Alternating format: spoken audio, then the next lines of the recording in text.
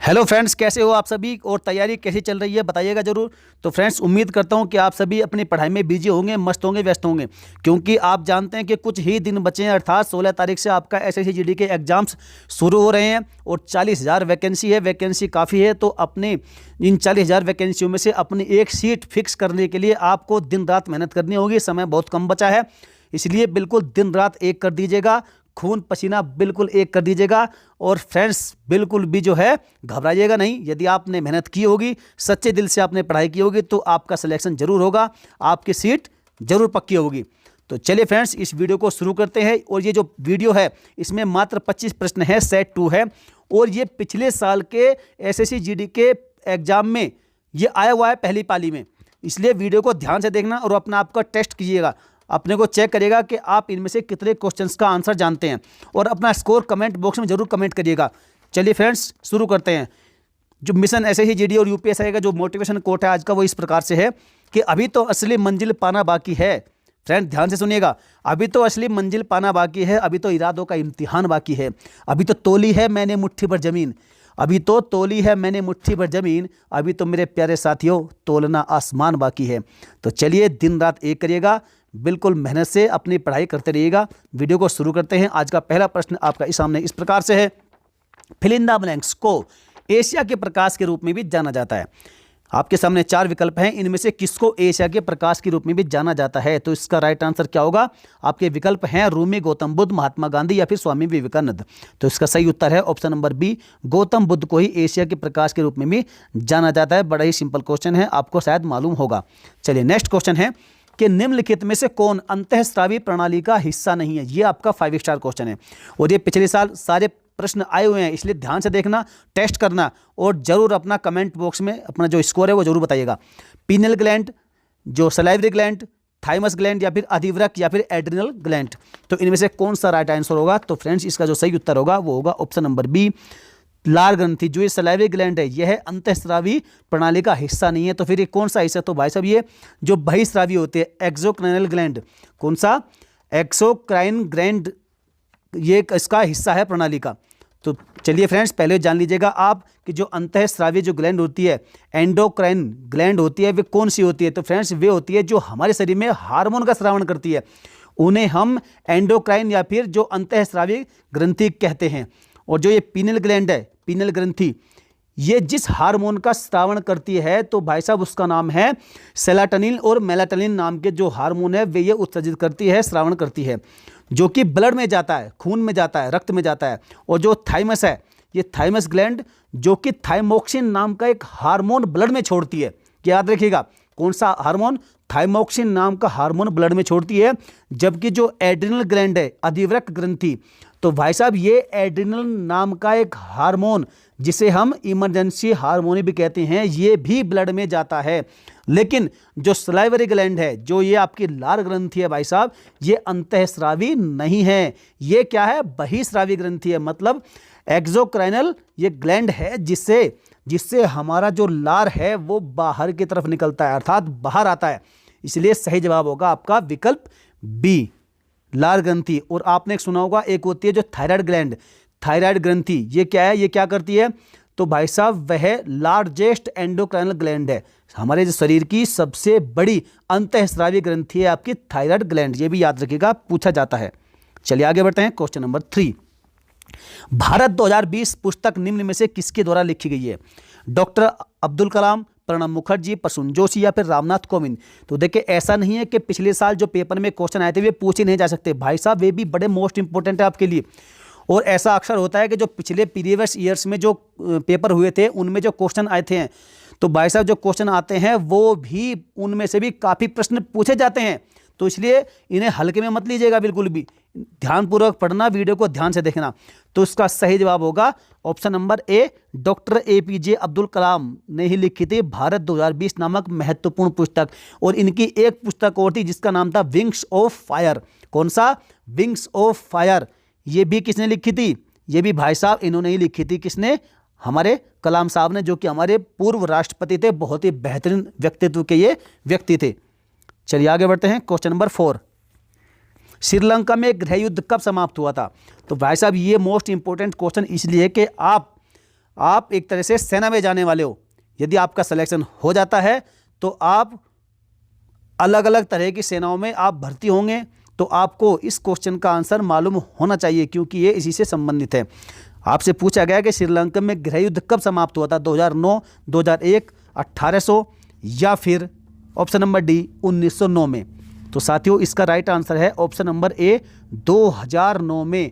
और आप जानते हैं जो तमिल टाइगर लिबरेशन के जो खिलाफ इन्होंने ये जो गृह युद्ध था ये था किसके खिलाफ, तमिल टाइगर लिबरेशन जिसे हम लिट्टे कहते हैं, लिट्टे के खिलाफ। और जो प्रभाकरन था उसको मार दिया गया था और तभी ये जो गृह युद्ध है, सिविल वॉर है, ये खत्म हो गया था। कब, 2009 में, याद रखिएगा। आगे बढ़ते हैं। क्वेश्चन नंबर 5, निम्न में से तमिलनाडु की प्रसिद्ध शास्त्रीय नृत्य शैली कौन सी है, भरतनाट्यम, मोहिनीअट्टम, कुचिपुड़ी या फिर कथक। मोस्ट इंपॉर्टेंट है। देखिए जो मोहिनीअट्टम है ये आप जानते हैं ये कहाँ का है, तो भाई साहब ये केरल में है। और केरल में ही आपका कथकली और केरल ये दोनों ही नृत्य शैली कहाँ की है, ये आपकी मोहिनीअट्टम और जो कथकली ये दोनों ही केरल की है। और जो कुचिपुड़ी है ये आपका कहाँ का है, ये आपका आंध्र प्रदेश की नृत्य शैली है। और कथक ये भाई साहब यूपी और कुछ जो है कुछ हिस्सा जो है राजस्थान का, इसके भी जो है यहाँ भी ये होता है। कौन सी नृत्य शैली, कथक। तो बचा कौन सा, भरतनाट्यम। तो यही आपका सही उत्तर होगा। भरतनाट्यम तमिलनाडु की एक प्रसिद्ध शास्त्रीय नृत्य शैली है। चलिए आगे बढ़ते हैं क्वेश्चन नंबर 6 की ओर। सांकेतिक, कौन सा, सांकेतिक जीडीपी के आधार पर भारत 2018 में दुनिया की फिल इन द ब्लैंक सबसे बड़ी अर्थव्यवस्था है।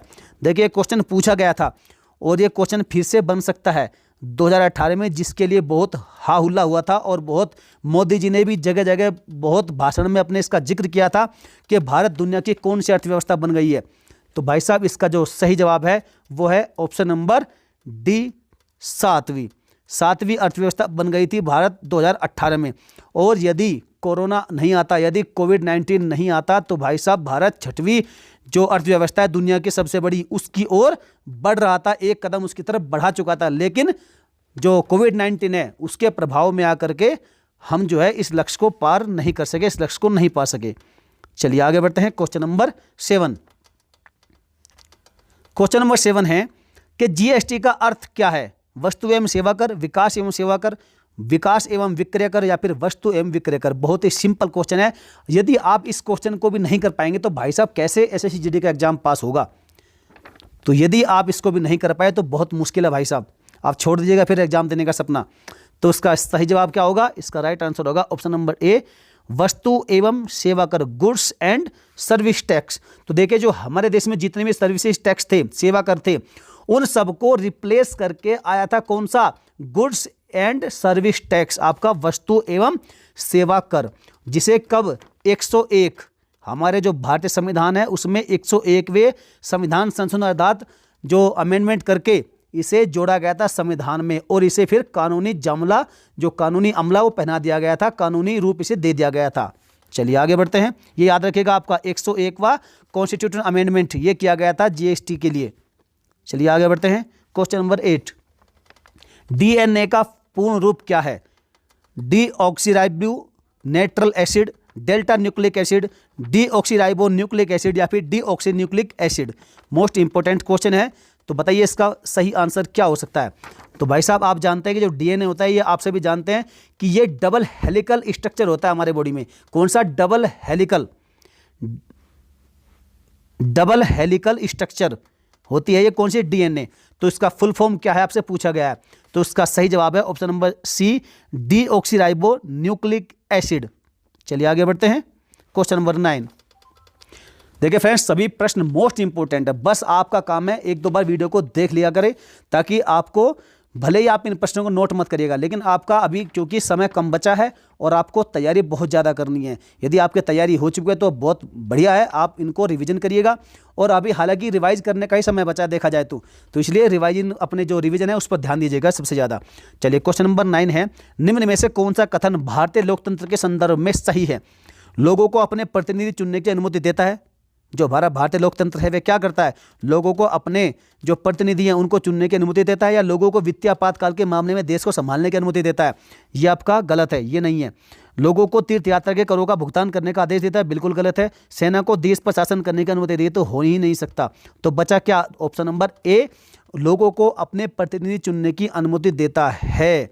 तो भाई साहब देखिए, जो ये है जो भारतीय लोकतंत्र है, यह जनता द्वारा जनता के लिए चुना गया लोकतंत्र है, और यही लोगों को अपने प्रतिनिधि चुनने की अनुमति देता है, आज्ञा देता है। चलिए आगे बढ़ते हैं। क्वेश्चन नंबर 10, निम्न में से किस स्थान पर 1920 में भारतीय राष्ट्रीय कांग्रेस का अधिवेशन आयोजित हुआ था? तिरुवनंतपुरम, मुंबई, त्रिपुरा या फिर नागपुर? तो इसका सही जवाब हो जाएगा ऑप्शन नंबर डी, नागपुर। ये पड़ता है महाराष्ट्र में। यहीं पर आयोजित हुआ था 1920 ईस्वी का भारतीय राष्ट्रीय कांग्रेस का अधिवेशन। और 1920 में भाई साहब महात्मा गांधी जी द्वारा कौन सा आंदोलन चला गया था? आप फटाफट से कमेंट बॉक्स में कमेंट ठोकिएगा। चलिए आगे बढ़ते हैं। Question number 11, fill in the blanks. Bharat का सबसे छोटा राज्य है। यदि आप बताइए, इतने सिंपल क्वेश्चन में नहीं कर पाए तो क्या करेंगे फिर? पंजाब, गोवा, सिक्किम या फिर त्रिपुरा? तो इसका सही जवाब क्या होगा फ्रेंड्स? इसका जो राइट आंसर हो जाएगा ऑप्शन नंबर बी, गोवा। और देखिए, जो गोवा की बात करें तो मैंने आपको कल ही एक वीडियो में बताया था कि गोवा में जो एक गांव में कैंडोलिन नाम का गांव, तो वहां पर भाई साहब दारू संग्रहालय अर्थात जो मदिरा संग्रहालय है, वाइन संग्रहालय, वो खोला गया है। और गोवा जो है आजकल अपनी महत्वपूर्ण योजनाओं के लिए भी जाना जाता है। तो बताइए, जो इसका राइट आंसर हो जाएगा गोवा। और फ्रेंड्स, गोवा के बारे में जानिए तो कि इसको भारतीयों द्वारा सबसे अंत में स्वतंत्र कराया गया था पुर्तगालियों से। कब? 1961 में। इसे 1961 में भारतीयों के द्वारा पुर्तगालियों से आज़ाद कराया गया था। और ये सबसे पहले यही गुलाम बना था। कब? 1510 में सबसे पहले यही गुलाम बना था पुर्तगालियों के द्वारा, और सबसे अंत में 1961 में इसे मुक्त कराया गया था। और आज भी यहाँ पर यदि देखा जाए तो यूरोपियन जो कल्चर है वो आज भी यहाँ पर देखने को मिलता है। चलिए आगे बढ़ते हैं क्वेश्चन नंबर 12 की ओर। पिएट्रा ड्यूरा वास्तुकला की जो जड़ना तकनीक है, निम्न में से किस स्मारक में पाई जा सकती है? मोस्ट इंपॉर्टेंट, जबरदस्त धुआं करने वाला।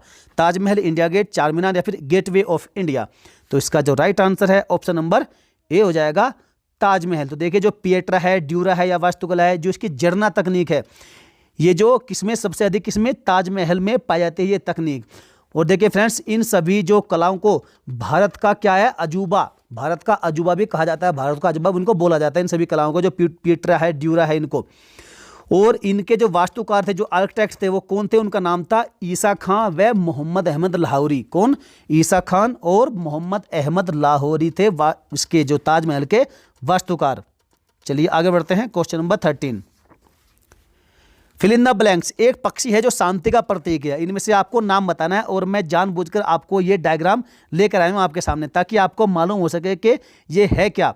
तो आपको ये कबूतर दिख रहा होगा, लेकिन आपको कबूतर ऑप्शन में है ही नहीं, तो अब आप क्या करेंगे? बड़ा कन्फ्यूजन पैदा हो गया। तो फ्रेंड्स घबराइएगा नहीं, इसका जो सही उत्तर है वो ऑप्शन नंबर ए, डव। ये कबूतर की ही एक जाति का एक पक्षी है जिसे डव कहते हैं। बिल्कुल हूबहू कबूतर की तरह दिखाई देता है।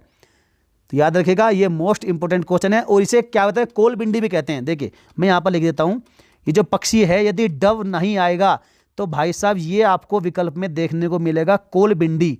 ये भी याद रखिएगा, कोलबिंडी या फिर डव इस पक्षी को कहते हैं। और ये क्वेश्चन आया हुआ है। आगे बढ़ते हैं। क्वेश्चन नंबर 14, भारत में एक प्रमुख लौह अयस्क पट्टी कौन सी है? पट्टी, तो बताइएगा, भारत में इनमें से कौन सी एक लौह अयस्क की पट्टी है? तमिलनाडु छत्तीसगढ़ पट्टी, गुजरात राजस्थान पट्टी, उत्तर प्रदेश बिहार पट्टी या फिर उड़ीसा झारखंड पट्टी? मोस्ट इंपोर्टेंट क्वेश्चन है। तो इसका राइट आंसर है friends option number D, Orissa Jharkhand पट्टी। यदि मुझसे कोई पूछे इस क्वेश्चन के बारे में तो मैं आंख बंद करके इस क्वेश्चन के विकल्प पर सही पर टिक लगा सकता हूं, और वह है उड़ीसा झारखंड की पट्टी। और साथियों, यहीं पर इसी पट्टी में अधिकतम जो है लौह अयस्क या जितनी भी जो माइंस हैं वो सब यहीं देखने को मिलती है, यही सब पाई जाती है। चलिए आगे बढ़ते हैं। क्वेश्चन नंबर 15, भारतीय अर्थव्यवस्था का प्राथमिक क्षेत्र कौन सा है? आपसे पूछा गया है। बैंकिंग, सूचना और प्रौद्योगिकी, कृषि या फिर न्यायतंत्र? जबरदस्त क्वेश्चन है। इसका राइट आंसर है ऑप्शन नंबर सी, कृषि और साथ ही पशुपालन। कौन सा? कृषि और पशुपालन। और भाई साहब, इसके बिना किसी भी देश की परिकल्पना करना शून्य है, नथिंग है, जीरो है। क्योंकि यही हमको क्या करती है? यही हमको भाई साहब खाने को देती है, यही हमको सेहत बनाने के लिए मदद करता है। ये सेक्टर कौन सा? कृषि विभाग, कृषि और पशुपालन साथ में। और आजकल देखिए आप, किसानों की हालत सबसे ज़्यादा खराब है। जो किसान आलू उगाता है उसकी हालत देखिए, और जो आलू से चिप्स बनाकर जो व्यापारी उसे मार्केट में बिक्री करता है, तो उसकी हालत देखिए, आज वो करोड़पति है और ये भाई साहब किसान क्या है, रोडपति है। चलिए आगे बढ़ते हैं। मैं भगवान से प्रार्थना करता हूँ कि जल्द से जल्द हमारे देश के किसानों की हालत सुधरे। कोई भी सरकार जो हमारे देश में आती है वो किसानों पर खास ध्यान दे, इसके लिए मैं जो है सरकारों से प्रार्थना करता हूँ। चलिए आगे बढ़ते हैं। Question number 16। Jean Jacques Rousseau एक प्रसिद्ध फिल्म नॉवेलिस्ट थे, क्या थे? दार्शनिक थे, चित्रकार थे, चिकित्सक थे या फिर सम्राट थे? बताइए, मोस्ट इंपॉर्टेंट क्वेश्चन है। तो फ्रेंड्स ये थे एक दार्शनिक फिलोसफर, कौन? Jean Jacques Rousseau. और आप ये मत सोचेगा कि रूसो यदि इस क्वेश्चन ये पूछ लिया जाए कि जीन जैक्स रूसो किस देश के रहने वाले थे, तो भाई साहब यहाँ मैं बता रहा हूँ कि 99% बंदे जो है, बच्चे जो है कन्फ्यूजन में पड़ जाएंगे, क्योंकि जो जीन जैक्स रूसो है, रूसो के नाम से आप रूस मत लगा लीजिएगा। ये कहाँ के थे? यूरोपीय कंट्री के थे, ये एक यूरोपीय थे और ये जो है यूरोप के एक बहुत बड़े क्या थे? फिलोसफर थे, दार्शनिक थे, जिन्होंने पूरी दुनिया में जाकर अपने सिद्धांत फैलाए थे और ये बहुत बड़े दार्शनिक थे, फिलोसफर थे। कहाँ के? यूरोपीय कंट्री के थे। चलिए आगे बढ़ते हैं। Question number 17। साधारण नमक का रासायनिक नाम क्या है? जब बड़ा ही सिंपल क्वेश्चन है। Hydrogen chloride, sodium hydrogen carbonate या फिर सोडियम कार्बोनेट। तो यदि आप इसका आंसर क्या नहीं दे पाएंगे? यदि नहीं दे पाएंगे तो भाई साहब बस आपका भगवान ही मालिक है, आपका कुछ नहीं हो सकता फिर। तो इसका सही जवाब है option number B, sodium chloride, जिसे हम लिखते हैं इस प्रकार से NaCl। चलिए आगे बढ़ते हैं। Question number 18। मानव शरीर की सबसे लंबी हड्डी कौन सी है? अंतः प्रकोष्ठिका जिसे हम अल्ना कहते हैं, बहिर प्रकोष्ठिका जिसे हम रेडियस कहते हैं, अंतर्जंगिका जिसे हम टिबिया कहते हैं, या फिर उर्वस्थि जिसे हम फीमर कहते हैं।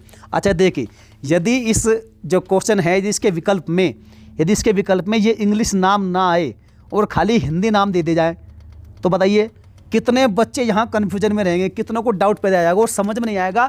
भाई साहब दिशा गुम हो जाएगी, नॉर्थ गुम हो जाएगा कि इसका आंसर सही लगाए क्या, क्योंकि आपको हिंदी में ये बहुत ही कम समझ में आएगा, क्योंकि आपने पढ़े हमेशा इंग्लिश नाम है और जो इंग्लिश नामों को ही हिंदी में जो है रोमन हिंदी में लिखा जाता है, इसलिए आपको जल्दी समझ में आ जाता है। लेकिन यदि वो ना लिख के ये खाली हिंदी नाम लिख दें तो भाई साहब धुआं हो जाएगा, मैं बता रहा हूँ।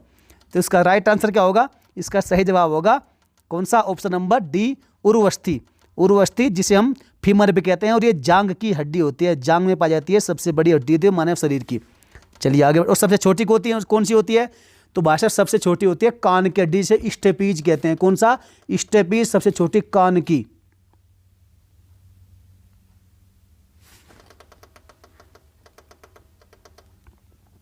चलिए आगे बढ़ते हैं। Question number 19। सोवियत संघ वर्ष कब टूट गया था?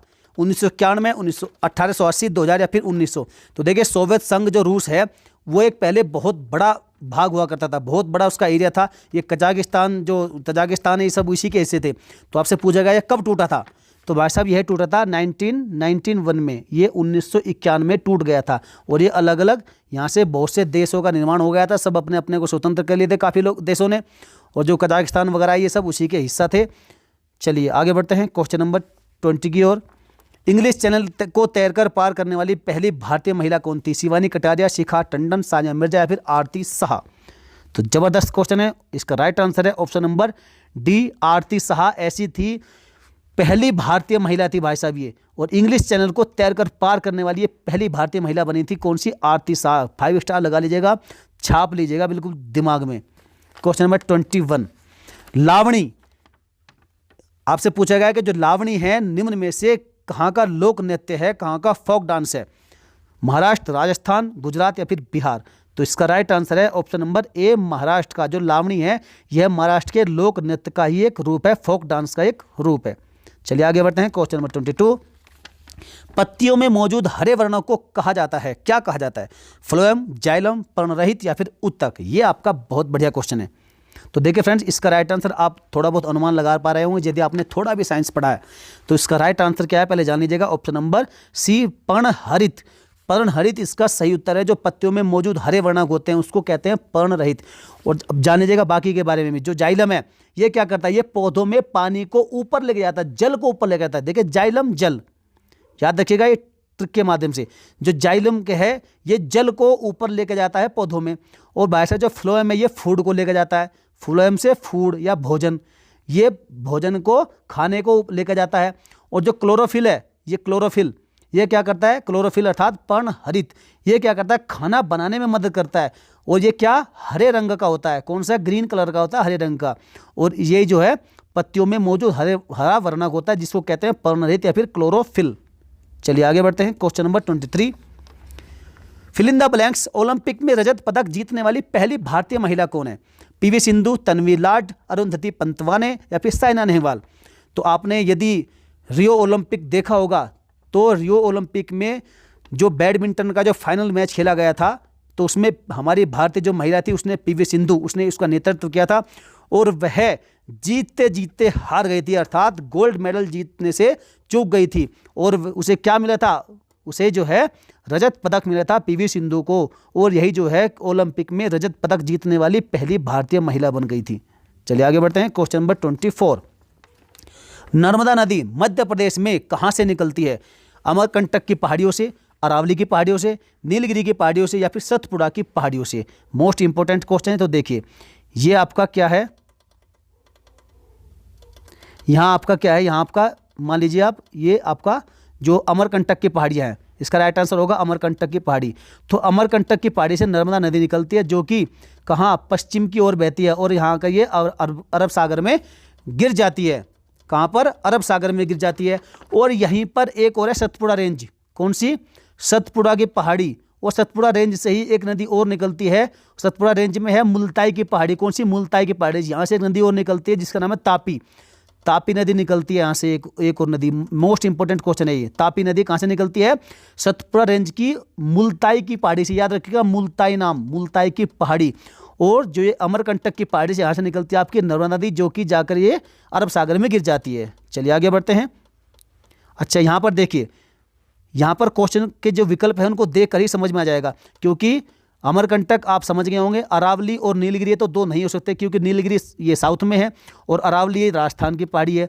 तो भाई साहब बचा कौन सा, अमरकंटक और सतपुड़ा। इनमें से ही एक हो सकता है। यदि आपने थोड़ा भी पढ़ा होगा तो आप इन दोनों में से एलिमिनेट कर सकते हैं। चलिए आगे बढ़ते हैं। क्वेश्चन नंबर 25, स्पर्श के कारण पौधों में दिशात्मक विकास गति को क्या कहा जाता है? बताइए, मोस्ट इंपोर्टेंट है। दिशात्मक विकास गति को क्या कहा जाता है? जो स्पर्श के कारण जो पौधे अपने दिशा में परिवर्तन कर लेते हैं या फिर रूप में परिवर्तन कर लेते हैं, तो उस गति को क्या कहा जाता है? उस परिवर्तन करने की गति को, विकास गति को। स्पर्श रूपांतरण, गुरुत्वानुवर्तन, प्रकाशानुवर्तन या फिर रासायनिक अनुवर्तन। तो देखिए नाम से ही जाहिर है, हिंदी नाम है, बहुत अच्छा नाम है और हिंदी नाम के माध्यम से आप आराम से इसको समझ भी जाएंगे। तो इसका सही उत्तर है स्पर्श रूपांतरण। स्पर्श के माध्यम से पौधे अपने रूप में परिवर्तन करके जो विकास गति हासिल करते हैं उसको कहा जाता है स्पर्श रूपांतरण। यदि गुरुत्व के कारण करेंगे तो गुरुत्वानुवर्तन, प्रकाश के कारण तो प्रकाशानुवर्तन और रसायन के कारण करेंगे तो रासायनिक अनुवर्तन कहा जाएगा। चलिए तो फ्रेंड्स, कैसी लगी वीडियो बताइएगा जरूर। और आज का क्विज है आपके लिए, आप बताइएगा। ये भी क्वेश्चन आपका पिछले वर्ष जो है एसएससी जीडी के पहली पाली में पूछा गया था। निम्न में से कौन से रक्त समूह वाले व्यक्ति को एक सार्वभौमिक रक्तदान दाता माना जाता है? मोस्ट इंपोर्टेंट क्वेश्चन है भाई साहब, बिल्कुल डिटेल में छापिएगा और आप बताइएगा। साथ ही साथ विकल्प जो है इसका राइट आंसर देने के साथ ही आप थोड़ा डिटेल में लिखिएगा और बताइएगा कि कौन सा इनमें से ऐसा रक्तदाता है जो सभी को, अर्थात यूनिवर्सल डोनर, सार्वभौमिक रक्तदाता है, वो सभी को दे सकता है लेकिन भाई साहब सभी से ले नहीं सकता। आप पूरा लिखिएगा ऐसा कौन सा है। बताइए फ्रेंड्स, वीडियो कैसी लगी है?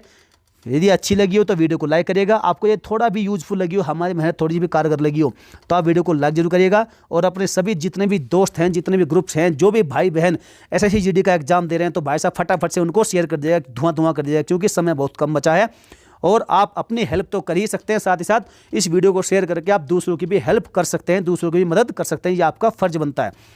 तो चलिए फ्रेंड्स, यदि कोई सुझाव है तो कमेंट करिएगा। वीडियो यदि अब तक आपने लाइक नहीं लाइक करिएगा। और यदि चैनल को सब्सक्राइब नहीं किया, तो भाई बहन हमारे चैनल पर पहली बार आया तो विजिट किया है तो भाई साहब चैनल को सब्सक्राइब करके बेल आइकन को जरूर प्रेस कर लें, ताकि आने वाले समय में आपके पास सभी वीडियो की नोटिफिकेशन प्राप्त हो सके। तो देखिए साथियों, कुछ लोगों की शिकायत होती है, कुछ लोगों के कमेंट आते हैं कि सर हमने आपका चैनल सब्सक्राइब तो कर लिया है लेकिन हमारे पास नोटिफिकेशन नहीं आता। तो भाई साहब सब्सक्राइब करने के बाद जो ये घंटी दिखाई देती है ना, इसको भी आपको प्रेस करके इसको ऑल पर करना होता है। इस तरह का आपको सिंबल मिलेगा, उस पर करना होता है, तभी आपके पास नोटिफिकेशन आ पाएंगी। चलिए फ्रेंड्स, मिलेंगे फिर किसी नेक्स्ट वीडियो में। जय हिंद, वंदे मातरम। पढ़ते रहिए, मस्त रहिए, व्यस्त रहिए। बहुत कम समय बचा है, धुआं धुआं करने के लिए तैयार रहिए।